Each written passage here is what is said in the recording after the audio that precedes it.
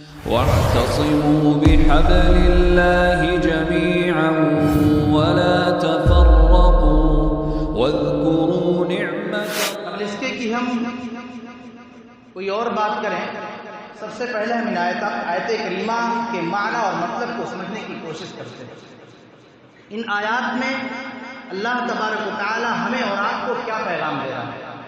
اللہ تعالیٰ نے فرمایا یا ایھا الذین آمنوا اتقوا اللہ حق تقاتہ، یا ایھا الذین آمنوا، اے وہ لوگوں جو ایمان لائے ہو، اے وہ لوگوں جو مومن ہو، اے وہ لوگوں جو مسلمان ہو، اے وہ لوگوں جو اللہ کے اوپر ایمان لائے ہو، اللہ کے رسول کے اوپر ایمان لائے ہو، اتقوا اللہ، اللہ رب العالمین سے ڈرو، اللہ کا تقوی اختیار کرو، اللہ کا خوف اختیار کرو، اپنے اندر رب العالمین کا ڈر، رب العالمین کے عذاب کا خوف، قبر کے عذاب کا خوف، یہ سارا خوف اپنے اندر پیدا کرنے کی کوشش کرو۔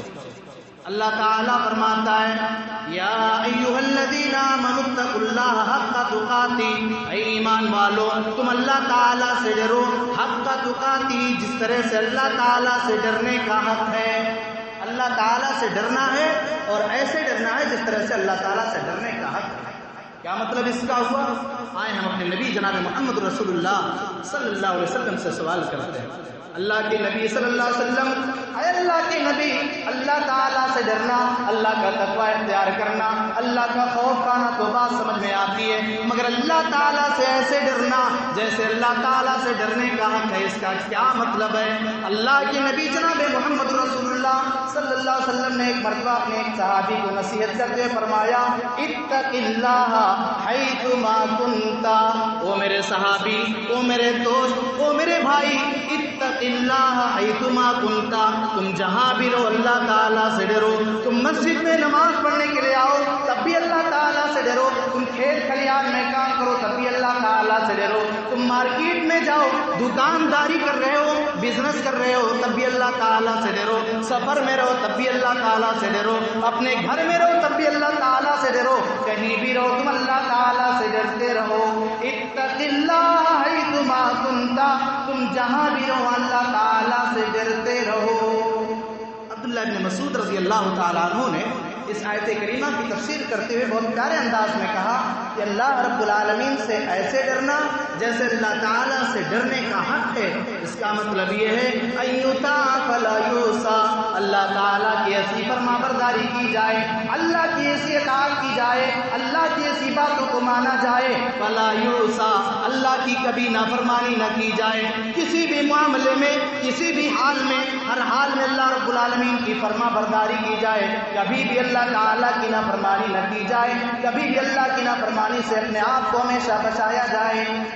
وَإِن يُذْكَرَ فَلَا يُنسَى، اور اللہ تعالیٰ کو ایسا یاد کیا جائے، اللہ کا ایسا ذکر کیا جائے، فَلَا يُنسَى، اللہ کو کبھی بلایا نہ جائے، ہر حال میں سوتے جاگتے، اٹھتے بیٹھتے، چلتے پھرتے، کھاتے پیتے، ہر حال میں اللہ رب العالمین کا ذکر کیا جائے، ہر حال میں اللہ کو یاد کیا جائے۔ وَإِن يُشْكَرَ فَلَا يُكْفَرْ، اور اللہ تعالیٰ کا ایسا شکر ادا کیا جائے، اللہ کا شکر ہر حال میں ادا کیا جائے، فَلَا يُكْفَرْ، کسی بھی حال میں، کسی بھی صورت میں اللہ تعالیٰ کی نہ شکری نہ کی جائے، کسی بھی صورت میں اللہ کی نافرمانی نہ کی جائے۔ یہ ہے اتقوا اللہ حق تقاتہ کا مطلب، اللہ سے ایسے ڈرو جیسے اللہ سے ڈرنے کا حق ہے۔ اس کے بعد اگلا ٹکڑا دیکھیں، اللہ تعالیٰ فرماتا ہے وَلَا تَمُوتُنَّ إِلَّا وَأَنْتُمْ مُسْلِمُونَ، اے لوگو تمہارے اوپر جب موت آئے تو ایمان کی حالت میں آئے، تمہارے اوپر جب موت آئے تو اسلام کی حالت میں آئے، جب تمہاری زندگی کی ڈور کٹ جائے،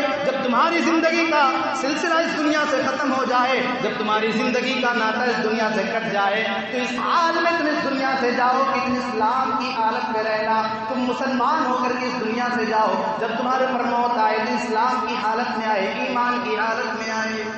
کہیں ایسا نہ ہو کہ زندگی بھر تو تم توحید پر رہو، کہیں ایسا نہ ہو زندگی بھر تم اللہ تعالیٰ کی عبادت کرو، زندگی بھر تم اللہ تعالیٰ کی بندگی کرو، زندگی بھر تم توحید کے راستے پر قائم رہو، لیکن مرنے سے پہلے آخری وقت میں تم شرکیہ عمل کر جاؤ، آخری وقت میں کفر والا عمل کر کے جاؤ، جس کی وجہ سے اللہ تعالیٰ تمہیں جہنم میں داخل کر دے۔ اسی لیے فرمایا وَلَا تَمُوتُنَّ إِلَّا وَأَنْتُمْ مُسْلِمُونَ،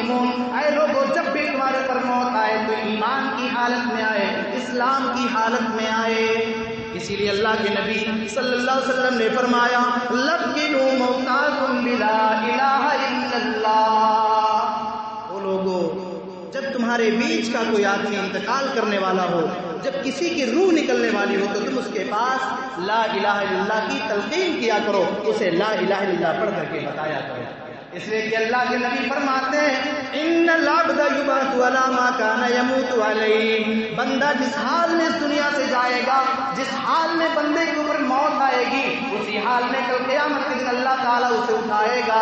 جو آدمی نماز پڑھتے ہوئے اس دنیا سے جائے گا، کل قیامت کے دن نماز پڑھتے ہوئے اسے اٹھایا جائے گا. جو آدمی غلط کام کرتے ہوئے جائے گا، جس آدمی کی زندگی کا ڈور جس حالت میں کٹے گا، جس آدمی کے اوپر موت جس حالت میں آئے گی، اسی حالت میں کل قیامت کے دن اسے اٹھایا جائے گا. جس حالت میں دنیا سے مرا ہوگا. کوئی آدمی حج کر رہا ہے، حج کے میدان میں لبیک اللہم لبیک لبیک اللہم لبیک کے ذریعے تلبیہ پکار رہا ہے. اے اللہ میں حاضر ہوں، اے اللہ میں حاضر ہوں، اے اللہ میں تیرے دربار میں اپنے آپ کو حاضر کر دیا ہوں. اے اللہ میں نے بہت گناہ کر لیے، اے اللہ میں نے بہت نافرمانی کے کام کر لیے، مگر اے اللہ آج میں تیرے سامنے اپنے آپ کو حاضر کر رہا ہوں. اے اللہ آج میں نے تیرے سامنے اپنے آپ کو سرنڈر کر دیا ہے. اے اللہ آج تیرا بندہ تیرے سامنے عاجز اور انکساری کے ساتھ دعا کر رہا ہے. اے اللہ آج تو میرے گناہوں کو معاف کر دے، اے اللہ آج تو میرے گناہوں کو بخش دے.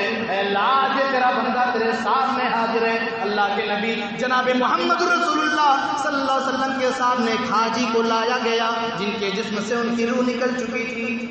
احرام باندھے ہوئے حج کے لیے نکل رہے ہیں، اپنے سواری کے اوپر بیٹھے ہوئے ہیں، تلبیہ پکار رہے ہیں لبیک لبیک اللہم لبیک لبیک لبیک اللہم لبیک کہہ رہے ہیں. اچانک سواری سے گر جاتے ہیں. سواری سے گرنے کی وجہ سے چوٹ آئی اور چوٹ لگنے کے بعد ان کا انتقال ہو جاتا ہے. اللہ کے نبی کے پاس جب ان کے جنازے کو لایا گیا، جب ان کی ڈیڈ باڈی کو، مردہ جسم کو جب اللہ کے نبی کے پاس لایا جاتا ہے، اللہ کے نبی فرماتے ہیں او میرے صحابہ، انہیں الگ سے غسل دینے کی ضرورت نہیں ہے، انہیں الگ سے کفن کا کپڑا کوئی نہیں دیا جائے گا.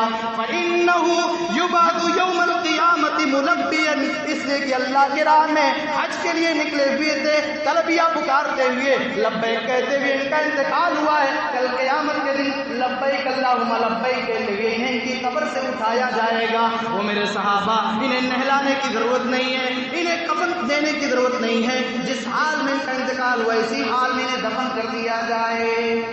بھائیو اسی لیے اللہ تعالیٰ فرماتا ہے وَلَا تَمُوتُنَّ إِلَّا وَأَنْتُمْ مُسْلِمُونَ. اے لوگو جب تمہارے اوپر موت آئے تو ایمان کی حالت میں آئے، اسلام کی حالت میں آئے. کیوں؟ اس لیے کہ ہمیں اسی حال میں اٹھایا جائے گا جس حال میں ہم اس دنیا سے جائیں گے. اگلی آیت کریمہ دیکھیں. اللہ تعالیٰ فرماتا ہے وَاعْتَصِمُوا بِحَبْلِ اللَّهِ جَمِيعًا وَلَا تَفَرَّقُوا. وہ لوگوں تم اللہ تعالیٰ کی رسی کو مضبوطی سے تھام لو. اللہ کی رسی کا مطلب قرآن مجید کی آیات، قرآن مجید کے اندر اللہ تعالیٰ نے جو احکام بتائے ہیں، جو نبی نے طریقہ بتا دیا ہے، ان ساری چیزوں کو تم سب مل کر کے تھام لو.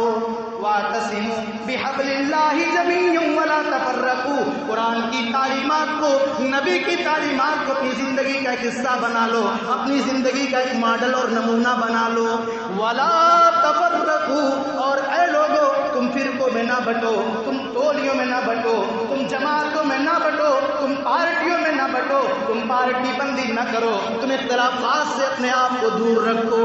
وَاذْكُرُوا نِعْمَتَ اللَّهِ عَلَيْكُمْ. اور اے اللہ تعالیٰ کے بندو، اے اللہ کے بندو تم اللہ کی اپنے اوپر کی ہوئی نعمت کو یاد کرو. اذ کنتم اعداء. جب تم باہم ایک دوسرے کے دشمن تھے، جب تم میں کا ایک آدمی اپنے دوسرے بھائی کے خون کا پیاسا رہا کرتا تھا، سال تک جنگیں چلا کرتی تھی، خاندانی اور قبائلی اور گاؤں اور علاقے اور محلے کے اعتبار سے لڑائیاں ہوا کرتی تھی. ایسے عالم میں اور ایسے موقع پر اللہ تعالیٰ نے تمہارے اندر نبی کو بھیج دیا. فَأَصْبَحْتُم بِنِعْمَتِهِ إِخْوَانًا. اور اس نبی کے آ جانے کے بعد تم سارے کے سارے لوگ آپس میں بھائی بن گئے. پیارے ساتھیوں ذرا غور کریں. اللہ تعالیٰ فرماتا ہے وہ لوگوں تم سارے لوگ آپس میں بھائی ہو، فرقوں میں نہ بٹو، ٹولیوں میں نہ بٹو، اخوت اور بھائی بھائی چارگی کو اپنے درمیان قائم کرو۔ جب تم ایک نبی کے ماننے والے ہو، تمہارے نبی ایک، تمہارے رسول ایک، تمہارا اللہ ایک، تمہارا پروردگار ایک، تو پھر اختلاف کی گنجائش کہاں سے آ گئی؟ اللہ کے نبی کے زمانے میں آپ کے صحابہ آپس میں کیسے بھائی چارے کو قائم کیا، ان لوگوں نے آپس میں بھائی چارگی کو فروغ کیسے دیا؟ ذرا آؤ اور دیکھو، نبی کے صحابہ کی زندگی کو پڑھو۔ اللہ کے نبی جناب محمد رسول اللہ کے صحابہ اور آپ صلی اللہ علیہ وسلم نے خود کیسے بھائی چارہ قائم کیا ہے۔ ایک مرتبہ اللہ کے نبی اپنے صحابہ کرام کے بیچ میں بیٹھے ہوئے ہیں، صحیح مسلم کے صفحات پر آپ کو یہ واقعہ مل جائے گا۔ اللہ کے نبی اپنے صحابہ کے بیچ میں بیٹھے ہوئے ہیں، ایک مہمان آتا ہے، اے اللہ کے نبی کئی دن ہو گئے میں نے کھانا نہیں کھایا ہے، اے اللہ کے نبی کئی دن ہو گئے میرے پیٹ کے اندر اناج نہیں گیا ہے، اے اللہ کے نبی بھوک کافی تیز لگی ہے، اے اللہ کے نبی ہمیں کھانا کھلا دیجئے۔ اے اللہ کے نبی کئی دنوں سے بھوک کی شدت ہے، میں آپ کے دربار میں آیا ہوں، اس امید کے ساتھ آیا ہوں کہ آپ مجھے کھانا کھلا دیں گے، کچھ کھانے کے لیے مل جائے گا۔ اللہ کے نبی جناب محمد رسول اللہ صلی اللہ علیہ وسلم نے اپنی بیویوں سے پوچھوایا۔ میرے پیارے ساتھیوں، میری بہنوں، اگر آپ تک میری آواز پہنچ رہی ہو تو آپ بھی سنیں۔ اللہ کے نبی کی بیویوں کا جواب دیکھیں۔ اللہ کے نبی نے اپنی ازواج مطہرات سے پوچھا، کیا تمہارے پاس کھانے کی کوئی چیز ہے؟ ایک مہمان آیا ہوا ہے، مہمان کی مہمان نوازی کرنی ہے، کیا مہمان کو کھلانے کے لیے کوئی چیز تمہارے پاس ہے؟ اللہ کے نبی کی بیویوں نے جواب دیا، لیس عندنا طعام، اے اللہ کے نبی ہمارے پاس تو اپنے کھانے کے لیے کوئی چیز نہیں ہے، ہم مہمان کو کیا کھلائیں گے؟ کئی دن ہو گئے ہمارے گھر میں کھانے کا انتظام نہیں ہو سکا ہے، ہم اپنے مہمان کو کیا کھلائیں گے؟ اللہ کے نبی بڑے افسوس میں پڑ جاتے ہیں، ٹینشن میں ہو جاتے ہیں۔ اللہ کے نبی صحابہ کرام کے درمیان یہ اعلان کر دیتے ہیں، من یضیف ضیفی اللیلہ، وہ میرے صحابہ آج کی رات میرے مہمان کی مہمان نوازی کون کرے گا؟ میرے صحابہ آج میرے گھر میں مہمان کو کھلانے کے لیے کوئی چیز نہیں ہے، تم میں کا کون ایسا شخص ہے جو میرے مہمان کو اپنا مہمان سمجھ کر کے کھانا کھلائے گا، میرے مہمان کی مہمان نوازی کرے گا؟ ایک انصاری صحابی نے اپنے ہاتھ کو اوپر اٹھا دیا، اے اللہ کے نبی آپ کا مہمان ہمارا مہمان ہے، اے اللہ کے نبی اگر آپ کے گھر میں کھانے کی کوئی چیز نہیں ہے تو گھبرانے کی کوئی بات نہیں ہے، میں آپ کے مہمان کی ضیافت آج میں ہی کروں گا۔ ابھی اپنے گھر نہیں گئے ہیں، اللہ کے نبی کے پاس ہیں، معلوم نہیں ہے گھر میں کچھ کھانے کی چیز ہے کہ نہیں ہے، روٹی کا ٹکڑا ہے کہ نہیں ہے، سبزی سالن کچھ ہے کہ نہیں ہے، کوئی جانکاری نہیں ہے، مگر کہہ دیا اللہ کے نبی ہم آپ کے مہمان کی مہمان نوازی کریں۔ اپنے گھر جاتے ہیں، اپنی بیوی سے کہتے ہیں آج اللہ کے نبی کے مہمان کو میں لے کر کے آیا ہوں، اس لیے کہ اللہ کے نبی کے گھر میں مہمان کی مہمان نوازی کے لیے کوئی چیز تھی نہیں۔ بیوی نے جواب دیا، لیس عندنا طعام الا قوت صبیاننا، بیوی کہتی ہے ہمارے پاس تو صرف ہمارے بچوں کا کھانا ہے، ہم اپنا خود نہیں کھائیں گے، آپ کو بھی نہیں کھلائیں گے، مگر صرف اتنا کھانا ہے کہ ہمارے بچے کھا سکتے ہیں۔ میرے بھائیو، دنیا میں آدمی اگر سب سے زیادہ کسی سے محبت رکھتا ہے، دنیا میں آدمی اگر سب سے زیادہ کسی سے پیار کرتا ہے تو شاید وہ اولاد ہے۔ اس لیے اللہ نے اس محبت کو قرآن میں ذکر کیا، اللہ نے اس محبت کو محسوس کیا۔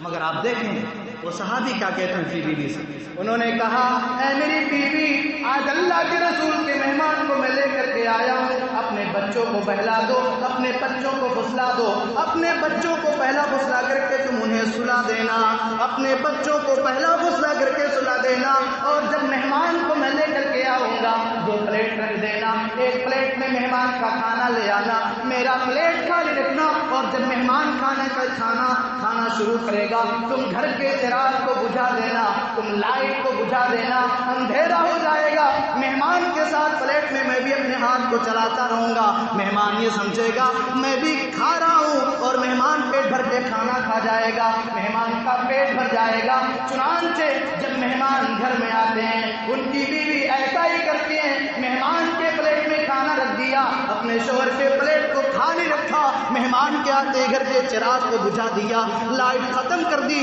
اندھیرا ہو گیا، اور مہمان نے اندھیرے میں پیٹ بھر کے کھانا کھا لیا۔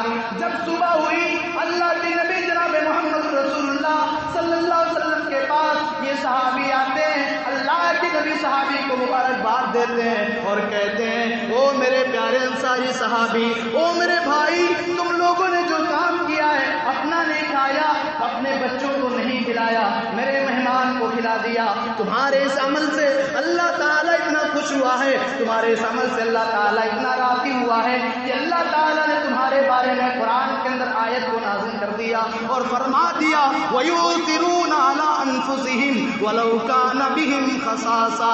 یہ نبی کے صحابہ ہیں، یہ نبی کے صحابہ، یہ نبی کے اوپر ایمان لانے والے لوگ ہیں جو خود نہیں کھاتے ہیں، غیروں کو کھلا دیتے ہیں، اپنا نہیں کھایا، اپنی بیوی کو نہیں کھلایا، اپنے بچوں کو نہیں کھلایا، مگر نبی کے مہمان کو کھلا دیا ہے۔ یہ اخوت اور بھائی چارگی ہے، یہ بھائی چارہ ہے، اللہ کے نبی کے مہمان کو اپنا مہمان بنا رہے ہیں۔ میرے پیارے ساتھیوں، اور غور کریں، جب مکہ کے اندر مسلمانوں کی زندگی کو تنگ کر دیا گیا، مکہ کے اندر سے نبی صلی اللہ علیہ وسلم اور نبی کے صحابہ کو ہجرت کرنے پر مجبور کر دیا جاتا ہے۔ اللہ کے نبی جناب محمد رسول اللہ اور آپ کے صحابہ ہجرت کر کے مکے سے مدینہ آتے ہیں۔ ایسی صورت میں اللہ کے نبی جناب محمد رسول اللہ اور صحابہ کے استقبال میں مدینہ کے انصاریوں نے صرف اپنے گھر کے دروازے نہیں کھولے تھے، انہوں نے اپنے دل کے دروازے بھی کھول دیا تھا۔ سعد بن ربیع اور عبد الرحمن کا واقعہ بڑا مشہور ہے، آپ دیکھیں، انہوں نے کہا یہ ہماری زمین و جائیداد ہے، یہ ہماری پراپرٹی ہے، یہ ہماری زمین و جائیداد ہے، یہ ساری پراپرٹی میں دو حصوں میں ڈیوائڈ کر دوں گا، آدھا آپ کا ہوگا، آدھا میرا ہوگا، ایک کھیتیاں ہیں، محنت میں کروں گا، کاشتکاری میں کروں گا، کسانی میں کروں گا، مگر جو پیداوار ہوگا وہ پیداوار آپ کا آدھا ہوگا، آدھا میرا ہوگا۔ میرے پاس 2 بیویاں ہیں، دوسری روایت کے مطابق میرے پاس 4 بیویاں ہیں، جو بیوی تمہیں پسند آئے اسے میں طلاق دیتا ہوں، تم اس سے شادی کر لو۔ یہ تھے نبی کے صحابہ، یہ آپس میں کس طرح سے اخوت اور بھائی چارگی کو قائم کرتے ہیں۔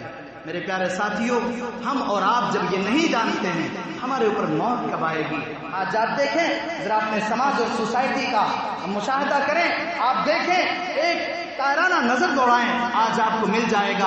آج بھائی بھائی میں نفرت ہے، آج بھائی بھائی میں 36 کا آنکڑا چل رہا ہے، آج باپ بیٹے میں نفرت ہے، سگا بھائی کا دشمن بنا ہوا ہے، چچا بھتیجے میں نفرت ہے۔ آخر کیوں میرے بھائیوں یہ اختلافات کیوں؟ یہ اختلافات کیوں؟ کیا آپ نے اللہ کے نبی جناب محمد رسول اللہ صلی اللہ علیہ وسلم کی وہ حدیث نہیں سنی؟ اللہ کے نبی نے فرمایا لا یحل لمسلم ان یہجر اخاه فوق 3۔ کسی مسلمان کے لیے جائز نہیں ہے کہ اپنے کسی مسلمان بھائی سے 3 دن سے زیادہ قطع تعلق کر لے، رشتہ ناتا توڑ لے۔ آج حالت یہ ہے کہ باپ، سگے بھائی، 2 باپ ہیں، باپ ہے، چچا ہے، ان دونوں میں دشمنیاں ہیں۔ باپ جب مرنے والا ہوتا ہے اپنے بیٹوں کو بلاتا ہے، وصیت کرتا ہے تمہارے چچا سے ہمارا یہ معاملہ تھا، تم اس کے جنازے میں نہ جانا، تم اس کے ہاں شادی میں نہ جانا، اس کے دکھ اور سکھ میں شریک نہ ہونا، یہ وصیتیں کی جاتی ہیں۔ میرے بھائیوں، یہ چند دن کی زندگی ہے، اس دنیا کی زندگی کے پیچھے اپنی آخرت کو برباد نہ کریں، آخرت میں کامیاب ہو جائیں۔ تو اللہ نے فرمایا وَاعْتَصِمُوا بِحَبْلِ اللَّهِ جَمِيعًا وَلَا تَفَرَّقُوا، او لوگو تم اللہ کی رسی کو مضبوطی سے تھام لو، وَلَا تَفَرَّقُوا، تم فرقوں میں نہ بٹو، ٹولیوں میں نہ بٹو۔ اب آئیے سورہ حجرات کی آیت نمبر 6 سے لے کر کے آیت نمبر 11 کے بیچ میں اللہ رب العالمین نے کچھ ایسی ہدایات اپنے بندوں کو دی ہیں جن ہدایات پہ اگر بندہ عمل کرے تو شاید آپسی اختلافات پیدا ہی نہ ہو، نہ اتفاقی پیدا ہی نہ ہو۔ آپ دیکھیں اللہ تعالیٰ نے فرمایا یا ایھا الذین آمنوا ان جاءکم فاسق بنبأ فتبینوا، اے لوگو، اے ایمان والو، اے وہ لوگو جو ایمان لائے ہو، ان جاءکم فاسق بنبأ فتبینوا، تمہارے پاس اگر کوئی آدمی کوئی خبر لے کر کے آتا ہے، کسی کے بارے میں تم سے کوئی بات بیان کرتا ہے، فتبینوا، تو تم پہلے اس کی جانچ پڑتال کر لیا کرو، ایسا نہ ہو کہنے والے نے جو کہہ دیا ہم نے سن لیا اور سننے کے بعد ہم نے اپنا دشمن انہیں بنا لیا، ہم نے انہیں اپنا دشمن سمجھ لیا۔ کیا پتا آپ کے بھائی کے بارے میں، آپ کے مومن مسلمان بھائی کے بارے میں آپ سے جو آدمی آ کر کے کچھ باتیں بیان کر رہا ہے، وہ بڑھا چڑھا کر کے باتیں بیان کر رہا ہو، وہ آپ اور اس کے درمیان دشمنی کرانا چاہتا ہو۔ ان تصیبوا قوما بجہالۃ فتصبحوا علی ما فعلتم نادمین، اللہ فرماتا ہے او میرے بندو اگر سارے لوگوں کی باتوں کو مانتے چلے جاؤ گے, اگر سارے خبر دینے والوں کی باتوں کو مان جاؤ گے, ایسا ہو سکتا ہے کہ تم کسی کی بات کو مان جاؤ اور وہ خبر غلط دیا ہو, اس کے غلط خبر کی بنیاد پہ تم اپنے بھائی کے ساتھ دشمنی کر لو اور بعد میں تمہیں اپنے کام پر اپنے کیے پر پچھتانا پڑے. تو پہلی چیز, اگر کوئی کسی کے بارے میں ہمیں اور آپ کو خبر دیتا ہے, کچھ بتاتا ہے, تو ہمیں اس کی تحقیق کر لینی چاہیے. اس کے بعد دیکھیں اللہ تعالیٰ فرماتا ہے وَإِن طَائِفَتَانِ مِنَ الْمُؤْمِنِينَ اقْتَتَلُوا فَأَصْلِحُوا بَيْنَهُمَا. اگر دو مسلمان, دو مومن آپس میں لڑائی جھگڑا کر لیں تو ان کے درمیان صلح کرا دیا کرو. اور اگر ایک دوسرا ایک دوسرے کے اوپر زیادتی کرتا ہے, ایک دوسرا ایک دوسرے کے اوپر ظلم کرتا ہے, فاصلحوا بینہما بالعدل واقسطوا, اللہ تعالیٰ فرماتا ہے عدل و انصاف کے ساتھ صلح کراؤ اور انصاف سے کام لو. ولا یجرمنکم شنآن قوم علی الا تعدلوا اعدلوا هو اقرب للتقوی. دوسری جگہ اللہ نے فرما دیا ہے وہ لوگوں اگر دشمنی ہو جائے, اگر لڑائی جھگڑا ہو جائے, تب دشمنی ہو جانے کے باوجود تم ناانصافی نہ کرنا, تمہیں تب بھی انصاف سے کام لینا ہے. دو چیزیں ہو گئی. پہلی چیز خبر کی جانچ پڑتال کریں, دوسری چیز انصاف کے ساتھ کام لیں. اس کے بعد اللہ تعالیٰ فرماتا ہے انما المؤمنون اخوہ فاصلحوا بین اخویکم واتقوا اللہ لعلکم ترحمون. انما المؤمنون اخوہ, تمام مومنین آپس میں بھائی بھائی ہیں, تمام مومنین آپس میں بھائی ہیں. فاصلحوا بین اخویکم, کسی بات کی وجہ سے اگر اختلاف ہو جائے, کسی بات کی وجہ سے اگر ایک مسلمان بھائی دوسرے مسلمان بھائی سے ناراض ہو جائے, فاصلحوا بین اخویکم, تو دو بھائیوں کے درمیان صلح کرانے کی کوشش کرو. آج ہر جگہ کا معاملہ یہ ہے, ایک مسلمان دوسرے مسلمان کو برباد کر دینا چاہتا ہے, ایک مسلمان دوسرے مسلمان کے لیے گڈھا کھودنے کے لیے ہمیشہ تیار رہا کرتا ہے. ایک مسلمان جب مصیبت سے پڑتا ہے, ایک مسلمان جب لڑائی کرتا ہے, تو بہت سارے مسلمان آپ کو ایسے بھی ہمارے سماج اور معاشرے میں مل جائیں گے جنہیں خوشی ہوتی ہے اور کہتے ہیں لڑنے دو.